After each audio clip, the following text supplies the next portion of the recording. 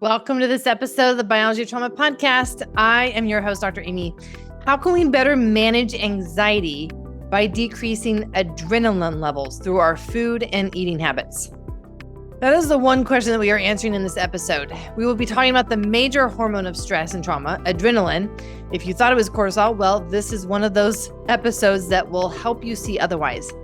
It will help you understand, more important, the role of adrenaline in stress, dysregulation, and stored trauma. More than that, this episode will give you knowledge of how to learn about your adrenaline levels based on your eating habits and the nutritional tools for balancing adrenaline. My good friend, Luis Mojica, a somatic experiencing practitioner, nutritionist, and a musician, is my guest for this episode. Like me, he started noticing how his biology and nutrition were affecting his somatic work. He got curious and started asking questions and then testing his theories on himself. And he came into this work through a personal experience, having endured a lot of relational trauma in his personal life. And he realized he used to binge eat thousands of calories in one sitting just to suppress the anxiety and his social fear. Until one day, he played the guitar. He had no idea how to play it, but just by strumming the guitar, he started to feel settled from his neck and his waist for the first time after years of feeling dissociated from these parts of his body. And that is when he discovered co-regulation and parasympathetic response, and he set off to research tools and modalities that could create that same feeling of safety. And that has led him to the somatic nutrition work that he does now. When we have stored trauma from adverse childhood experiences or any overwhelming experiences that we didn't know how to complete, our nervous system remains in a state of danger and pumps out adrenaline. Adrenaline causes a lot of damage to our gut, our digestion, and it affects our eating habits. Adrenaline needs to be discharged, or a word you're going to hear in this episode, metabolized, in order to complete our responses and reset back to a biology of safety. Otherwise, as I teach in my biology of trauma courses, this will cause our nervous system to get stuck in danger and bounce between feeling in the sympathetic with stress and anxiety or in the dorsal vagal response with freeze and overwhelm. In this episode, you will learn then how to track cravings back to childhood when you used food for internal regulation, how certain types of foods can help us metabolize adrenaline, how compulsive eating helps us regulate, and what foods lead to experiencing perceived threats and chronic PTSD because of their effects on the adrenal glands, how we can metabolize excess adrenaline using food, and the somatic practices that can help with accessing stored trauma in our stomach, managing cravings, and digestive issues. I'm so excited for this episode. Let's get started.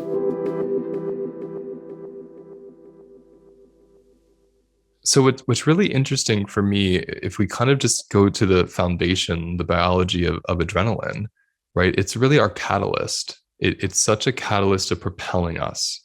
And we need it to propel so many things, even the simple act of breathing and like the lungs hitting the inner lining wall of the body. Like that's an adrenal response is going to take place just for that to happen. So I always like to destigmatize adrenaline so we can first understand like it's our friend. We need it for survival. I need it to be excited right now to talk to you. You know, it's like it's happening in my system as I speak. When I speak to adrenaline as far as trauma goes, as you all have heard by now, we're really speaking about excess adrenaline, right? And when there's an excess and a constant stimulation of that, the body believes it's under threat. That's what's so interesting about hormones. They're catalysts. So this sensational kind of biochemical language of threat happens internally, even if nothing externally is happening. And that's why it's so tricky when we're working with trauma. That's why I always love that line, real or perceived threat is when a trauma response will come up. Perceived is the word there I like to underline, because we don't have to be in an actual moment of threat. Oftentimes, if we're in an actual moment of threat, we don't even have time to think about it. The trauma response takes over. The perceived threats are what really create the chronic PTSD and the states of adrenaline that just kind of stick with us day to day. And those can come from remembering threat, expecting threat, being subconsciously triggered, or like I'm about to talk about, our nutrition. and our digestive health, right? So what's really interesting about this is certain foods. So like Dr. Aimie was saying about my background, having studied and worked in nutrition for like a decade before getting into trauma work was so important for me because I really got to learn the spirit of foods and the biology of foods and how we relate and show up to foods. And then having that knowledge and experience, I got to so clearly understand the relationship to adrenaline and trauma and food, right? And the stomach. And so what I find so profound is how certain foods and certain food habits will increase our adrenaline. They'll stimulate the adrenals. Certain foods, certain food habits will kind of depress them, right? Depress that output by exhausting the body or subduing it. And then certain foods and food habits will balance the body. It won't really overstimulate. It won't really depress. It just kind of nourishes and creates a sense of balance. That understanding completely changed my life when I discovered that and then started practicing that with my clients, because we started learning, oh, there's this thing that I unconsciously do every day, or even more realistically, my body does every day, that I didn't even know is creating more adrenaline in my already adrenalized system. And so these are simple stimulants, right? It can be the obvious ones like coffee and black teas. It can be the less obvious ones like some dark chocolate, skipping meals, having liquid forms of sugar. So like hard candies, juices, even some smoothies, depending on what's in them. These certain foods and food types, they stimulate. I'm not going to go into every single way they stimulate them. I'm going to just simply say they stimulate our bodies. They stimulate an adrenal response. Sometimes it's from an insulin surge because of the amount of blood sugar that goes up in our system. So there might be an adrenal response that follows that. Other times it's actual caffeine, which stimulates.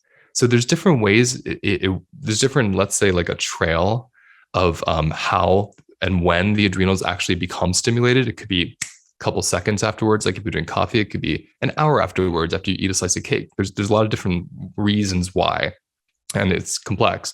So the simple way to understand it, even for me, is just to say there's certain foods that end up stimulating the adrenals. And when we start understanding that, we start to get this compassionate picture of, oh, okay, so I'm doing all this healing work. I'm doing all this trauma work. My life is good, compared to where it may have been before. And I still can't sleep. I have insomnia. I have chronic anxiety. I'm shaking all the time. I have panic attacks. Oh, I'm stimulating my body all through the day and I had no idea.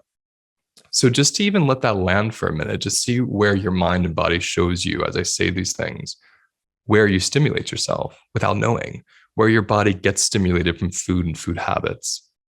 An example of a food habit would be skipping meals, not eating, forgetting to eat, having coffee instead of something solid, and then especially going to work and doing something that's also adrenalizing. Just noticing this. How this relates to trauma is pretty profound for me, because when we live in a state of depression, when the body has a hard time mobilizing, it's naturally going to crave something stimulating. The body is, right? Now, we identify with that and we think we're self-sabotaging or there's something wrong with us.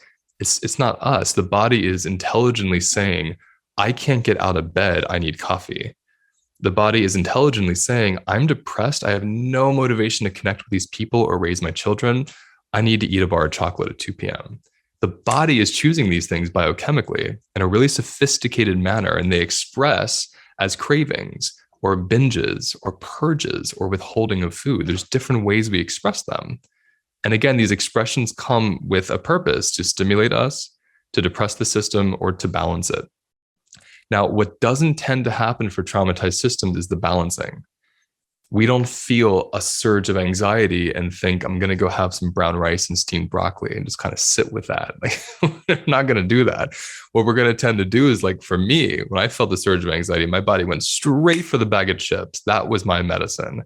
And the exhaustion and the oil and the fats and the different phytochemicals from the potato really soothed my brain and nervous system. It effectively soothed me until my body metabolized it.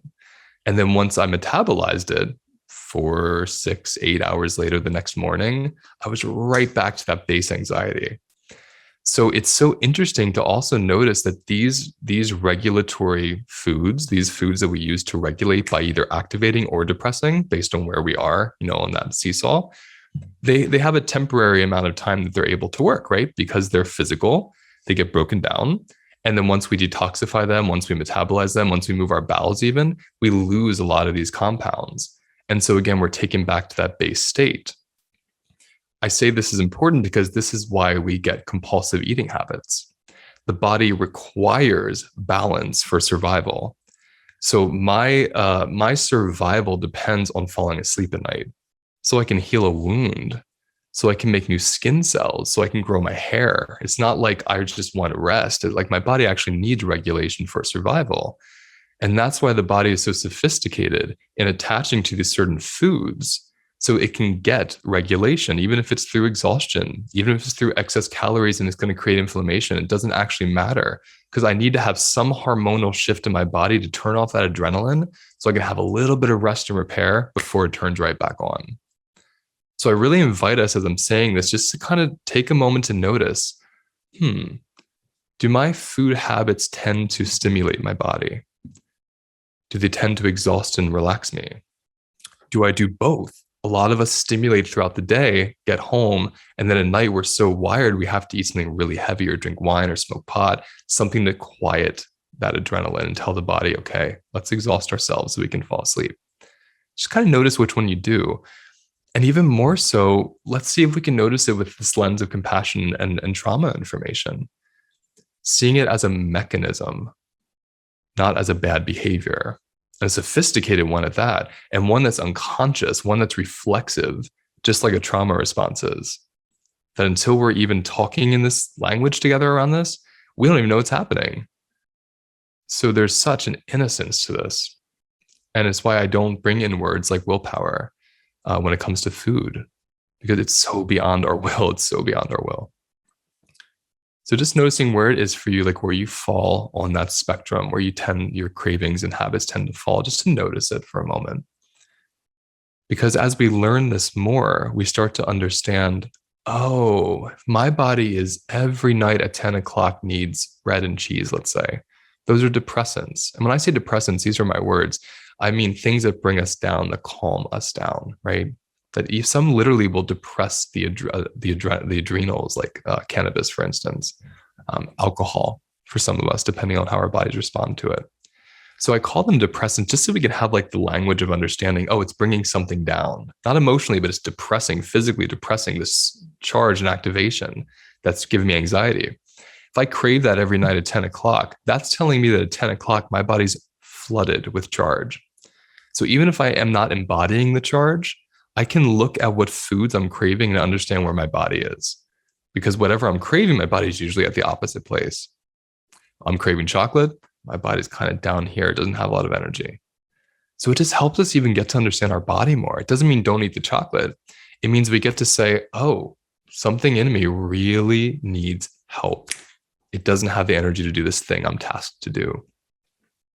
And I find a lot of self-compassion around those periods, because if we have the ability to pause and not eat the chocolate for 10 minutes, even just to feel the sensation so we can get a little embodied, that's awesome. But some of us don't even have 10 minutes. So if you don't, you're doing the best you can, but now at least you're understanding it instead of adding more charge through shame and kind of negative self-talk as you go through these behaviors and cravings. Now, what's interesting about the gut and adrenaline and food, this is where it kind of all starts to come together. When we make excess adrenaline, the liver, as we know, filters everything in our body. Everything gets filtered through the liver. So the liver is also filtering the excess adrenaline that's swirling around in our body. And it goes through the adrenaline then goes through our digestive tract, through the bile, right? Bile and bile acids carry all these hormones and toxins through our gut. What's so profound about this is two things. One, if we weren't eating any of these foods that were inflammatory, or I'll just say inflammatory, because I don't like to say good or bad for our health, but inflammatory. If we weren't having these inflammatory foods, just the bile filled with adrenaline, excess adrenaline, is so acidic that alone, as it's moving through the digestive tract, is literally inflaming the epithelial lining on its own.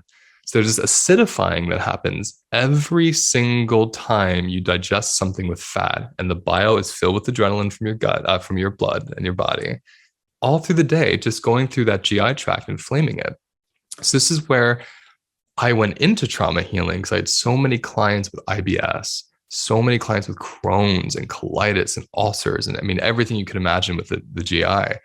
And the more we would work together, we would notice, oh, like this happened to you when you were at this age, or, oh, there's this emotion that's going along with it. And even when we had the food like totally down and they were doing everything, quote, correct, they got a lot of healing, but then something would kind of happen, this other cycle would take over. And that's when I started understanding this adrenaline connection. And then I started learning through other mentors and through studying, going to school. Oh, okay. The adrenaline is and this epinephrine, norepinephrine, there's other names. I just say adrenaline to make it easy. But the adrenaline is that catalytic hormone related to threat and related to threat response. So when we have unprocessed, stored trauma in our body, we have a constant daily supply of excess adrenaline surging through, just endlessly, every day, being stimulated until some of that trauma charge starts to get metabolized and released, which is what you're all learning to do. Again, this is important because on its own, on a daily basis, we're having that acidifying of the gut, so we're having inflammation. That may express itself through medical diagnoses or just through symptoms with no diagnoses, but you'll see the symptoms of bloat and pain and inability to digest. When that adrenaline is circulating through our body, we're also diverting circulation from the gut to the heart and the face. Because when we're having an adrenal response, the body is saying, okay, stop everything and orient to the threat. Because remember, the adrenaline is the catalyst that says there must be something threatening happening, right? If I'm being flooded, the body says, okay, we're under attack, let's orient. And we orient with our heads, with our ears, with our eyes. So everything activates. If we think of that rush we get when we see someone we don't want to see, or something scary happens, you feel the rush come up to your head. That's that surge where the adrenaline is diverting your energy, your blood pressure, everything to come up here to help propel you into survival, whether it's fight, flight, freeze, or fawn. When we have that stored energy, when we have that stored unprocessed trauma, we don't even know we have it, right? Like many of us before we started studying and doing this work, we are constantly diverting circulation and energy from the gut. So the ability to digest weakens dramatically. Okay. So if we understand how the digestion weakens because of that diversion, that the movement of energy and circulation from the gut, number one, then we understand that every time we eat and the bile goes through the system, the adrenaline attached to that bile acidifies and inflames the gut.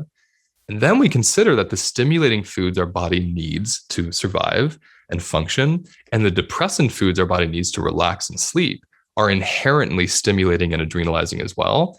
We're starting to learn how much inflammation and how much impact and wounding our GI tract actually gets on a daily basis, just from unprocessed stored trauma because of the adrenaline, and then the body's response to the adrenaline with certain kind of foods. Now, what's interesting is when we start learning about the balancing foods, which really essentially are whole foods, anything that's unprocessed, and we're eating them, let's say, like consistently throughout the day. And I'm going to speak about a couple of my like celebrity foods that are really good for this. When we're going to the balancers and we're understanding how to bring them in more, some of these balancing foods, they don't just repair the system through nourishment. So meaning they literally help rebuild the cells of the adrenal glands. They help balance your blood sugar so you're not having adrenaline response when you make insulin. And some of them, the ones that are really high in soluble fiber, they actually help remove the adrenaline from your body. Because when that adrenaline is going through with those bile acids, there's this little, I always visualize it as like a sliding board. It's called the enterohepatic pathway, the enterohepatic pathway. And it's this way that the body recycles bile and brings it right back so that it can keep, let's say, digesting fats without using a lot of energy of creating new bile. It's a method of like a healthy conservative method the body has. What's interesting is adrenaline and a lot of other toxins will kind of ride on these bile acids and get sucked right back in to the liver through that pathway before they can be removed with a bowel movement, unless there's a good amount of soluble fiber in the diet, which kind of clings to these bile acids and flushes them out of your body. So you're effectively flushing out bile acids that are filled with adrenaline, other sex hormones, toxins, heavy metals, like all the things like to bind to fat, right? This is really cool. And there's this biochemist named Karen Hurd that I mentored with and studied with for a bunch of years, who discovered through her daughter almost dying, or I think her 18-month-old daughter almost dying from an insecticide that was in the house. She discovered that the soluble fiber completely removed the insecticide from her body as she was in, like, I think stage 4 kidney and liver failure, completely rehabilitated her body, and she's fine to this day. So she went into this studying and research, and she became a biochemist and tried to understand, like, why did this work? And this is where she discovered the relationship between the adrenaline binding to the bile acids and then the soluble fiber being removed from the body, because it takes, the soluble fiber removing the bile acids from the body via a bowel movement. And what's so cool is I've been testing this for the last few years with myself and my clients, and the people that have, what she found was 15 grams of soluble fiber at the least a day. And I'll go into how we get that, what that looks like. The people that start incorporating that within hours will start feeling this calm come over them, because every 4 to 5 hours, the soluble fiber is removing that excess adrenaline via the bile acids and then flushing it out when you have a bowel movement. So it's this really effective way at biologically treating trauma as you're doing trauma healing. Whole food nutrition, but specifically these high soluble fiber foods. I'm going to start with the 2 best options because they're the highest. And the first one is super controversial because of how people's bodies respond to them, and they're beans. Okay. So some of you might be like, no way, Luis, like, I'm never going to touch a bean. I'm like, I get it. Like, I'm not gonna argue with you. It's your body. But I am going to explain, beans have the highest amount of soluble fiber per amount than any other food on the planet. So you can have half of a cup of beans 3 times a day, and that will give you exactly what you need soluble fiber wise. That's it, half a cup 3 times a day. A lot of people that have like a violent reaction to beans, lots of bloating, lots of pain in the GI, very often it's from the detox effect from these beans and the soluble fiber coming in contact with this adrenaline and bile that's just been sitting in there. So some people will literally have to take just a tablespoon a day and work up to 2 tablespoons a day. And then, it's really incremental depending on how your system reacts. Others will eat it and be like, this is incredible. I've never slept this well in my life. I'm still drinking coffee and I feel amazing. So it's a really interesting experiment to try with your body. And there are people that, literally specialize in bean protocols that can kind of help you along that way. But they're fascinating in terms of their ability to remove the bile acids and then lower that, even that charged feeling starts lowering very quickly. If you're not open to beans for your own good reasons, which is totally fine, but your next best bet is psyllium husk powder. Psyllium husk powder has a huge amount of soluble fiber, so much you only need 2 tablespoons in water 3 times a day. And that's going to do the same thing that these beans do. You're going to have the soluble fiber that gets in touch with those bile acids, scoops them up, and helps to remove that from your body, thereby removing the adrenaline. Now, what if you don't want to do any of that? If you're like, I saw someone say I'm allergic to psyllium. If you have an allergy to psyllium, if you have an inability to process beans, like, that could be true. I'm going to ask you to do your own research, because there's a lot out there that you'll find around soluble fiber, like Brussels sprouts, loaded in soluble fiber, oatmeal, great amount of soluble fiber, celery, great amount of soluble fiber. The difference is you're going to have to eat a lot more of these than if you had the beans or the psyllium, because you need to get 15 grams a day. But you can definitely arrange your diet. I've had many clients arrange their diets in ways where they're getting the 15 grams really easily with a lot of varying different foods that are whole foods, whole plant foods, of course, because you're not going to get any fiber in an animal food. So just kind of hearing that for a minute and seeing where that lands in you. If some of you notice like, oh, I'm going to eat some beans right now, and you kind of feel that. Others are like, oh, psyllium, so easy. I'm going to mix out my water. I'm just going to have that with my meals. Feel that. Others might be like, don't know if I really dig this. That's okay too. And if you don't, what's beautiful about understanding trauma and nutrition is you can just start eliminating or lowering the stimulants in your diet. You can just start there. If you don't want to do the soluble fiber, or you can for any reason, you just start with this lowering the stimulants, which literally lowers the excess adrenaline you're creating nutritionally. So that's something to really, really consider. So the nutritional plan, again, I'm not going to go into the whole plan. I'm giving you little pieces of it just so you can try it out because I literally don't have the time. But the soluble fiber is the most important piece. And then just looking into more whole plant foods that are balancing to your system so the blood sugar stays regulated. One of the easiest things to do with every meal is have some kind of green, and then in between the meals, have some kind of snack with fat, whether it's cashews, avocados, almonds, pistachios.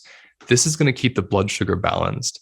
And our blood sugar staying balanced is so important when we have unprocessed trauma, because any slight dysregulation in our chemistry creates an adrenaline response.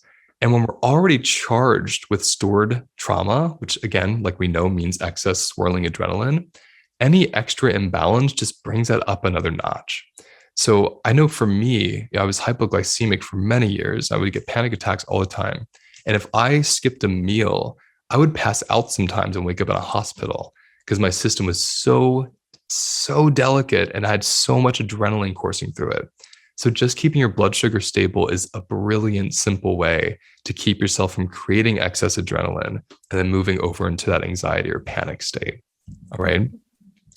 Now, when it comes to actual exercises like somatic practices to access the stomach and be with the stomach, my two favorite exercises for the stomach is I call it pillow work, which we'll get into in a moment, and VU.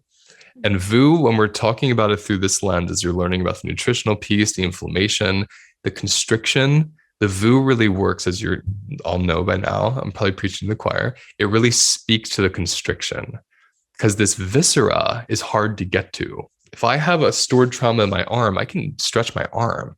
My viscera, I can't really get there all the time. So the VUing is a beautiful way to access these parts that are stuck, repressed sounds, constricted fear, all these different emotions that get stuck in that inner core area. And the VU gently activates it, and at the same time creating parasympathetic response to create some expansion. So it gets to move up and out or through or sideways, however it chooses to leave that area. But it's a beautiful way to metabolize and kind of break up that really condensed energy.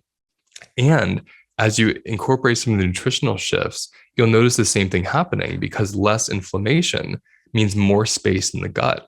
So if the gut's really inflamed, which is also going to cause bloating and just like cramping and discomfort in and of itself, and on top of that, your ligaments and muscles are constricting because there's stored unprocessed trauma in there, you're pressing in on an already really tender, bloated, inflamed area.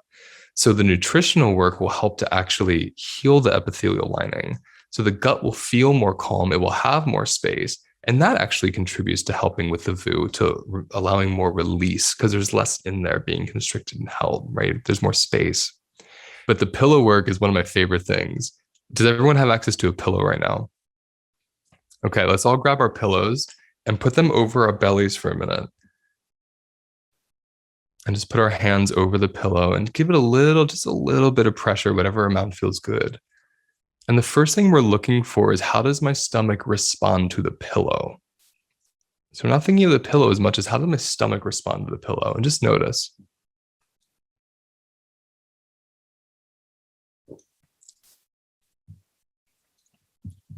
Just see what you feel. Just see what comes up in your body. So there's no wrong reaction, first of all. So the person and anyone else just says like, don't even notice it. It doesn't really do much. I love the pillow almost as a diagnostic to how does my body respond, first of all, to support. What's the capacity of this part of my body to feel seen, to feel touch, right? If we have, again, a lot of stored trauma in the gut, remember, stored trauma really means that the echo of a threatening event that's stuck somewhere. So that part of my body is expecting and remembering threat. And if something touches it, that's not always pleasant. So the pillow work can even show us that, oh, there's a boundary there. So those of you who felt that, take the pillow away and see what that feels like. You can play with throwing it away, like dramatically, or you can just drop it, whatever feels right for you, and just notice how the stomach reacts to that. Those of you who enjoy the pillow there, just stay in that for a moment and just notice the shifts as we give a little bit of support to this part of our body.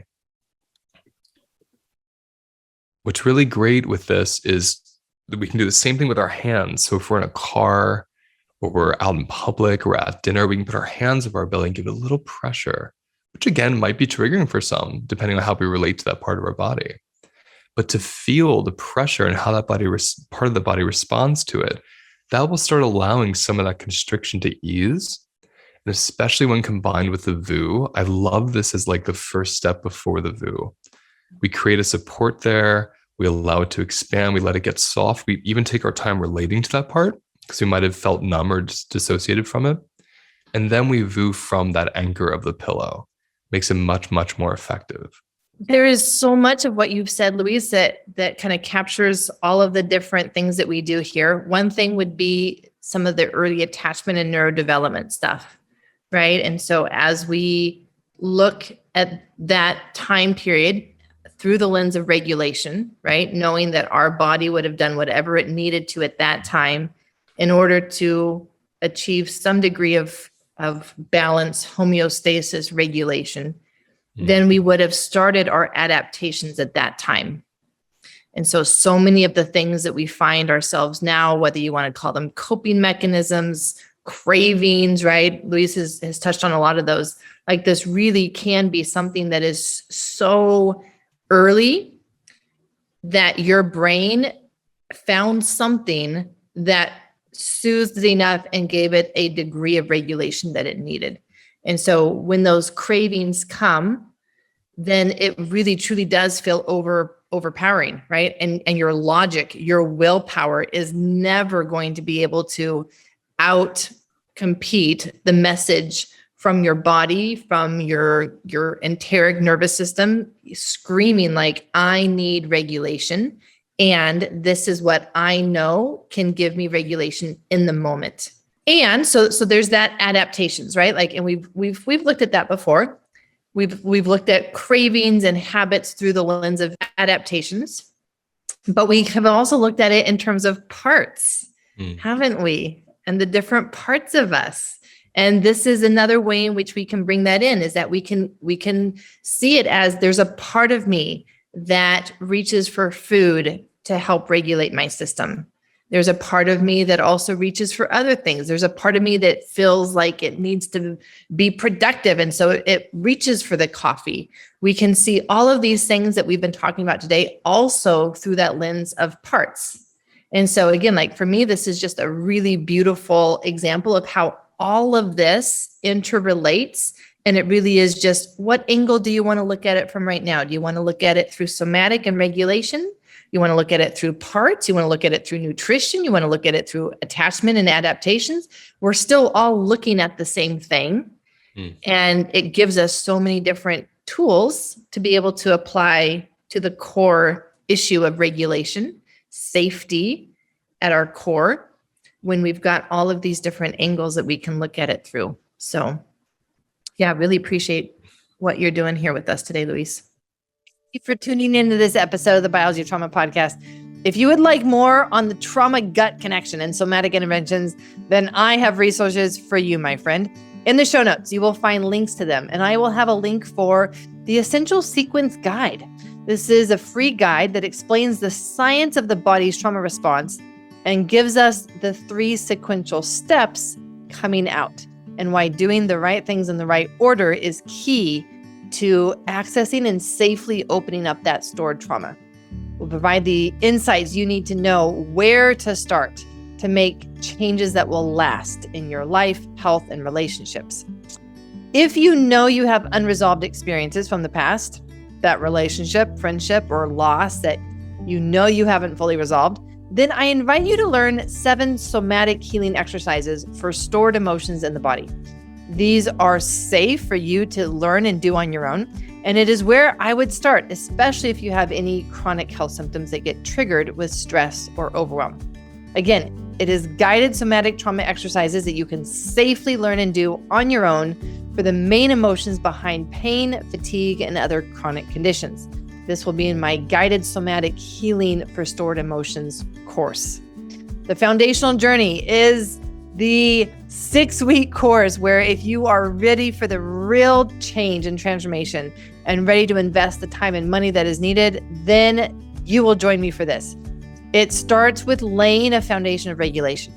This is a guided 6-week journey into your inner world to address the stored trauma in your body by learning how to create felt experiences of safety, support, joy, and connection through somatic interventions and mind-body dialogues. I have some related podcast episodes. Episode 74 was on why stored trauma becomes syndromes and the somatic solutions for those with Peter Levine. Episode 75 was on fear stored in the gut, attachment, relational trauma, and the solutions for the hypersensitive gut. That is a teaching that I did. Related YouTube videos, I have a video on the vitamin that helps counter trauma's damage on our digestive system. Repairing the intestines after attachment trauma is another YouTube video that I've done. And finally, the third one I will recommend, the attachment IBS connection with stress and trauma and the solutions for a hypersensitive gut. With this podcast, I am here to help save you time and money by bringing you practical information that will help you accelerate the trauma healing journey. So take a moment, subscribe, or leave a review if you have already subscribed. Your reviews and feedback are how I know how to improve this podcast, bring you great content, and help you find information that will change your life. I'm your host, Dr. Aimie. Until next episode, lots of love.